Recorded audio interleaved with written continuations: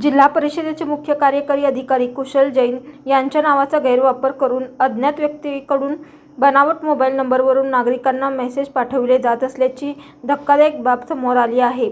संबंधित नंबर हा फेक असून त्याचा अधिकृत कार्यालयाशी कोणताही संबंध नसल्याचे स्पष्ट करण्यात आले आहे।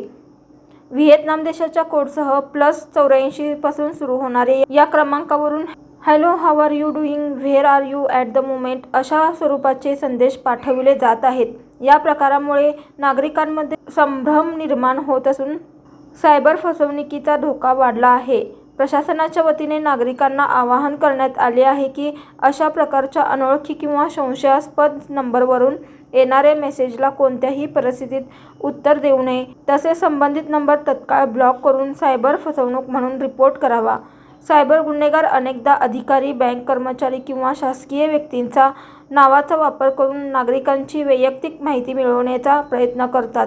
त्यामुळे मोबाईलवर येणारे अनोळखी कॉल, लिंक किंवा मेसेज याबाबत सतर्क राहण्याचे आवाहन करण्यात आले आहे।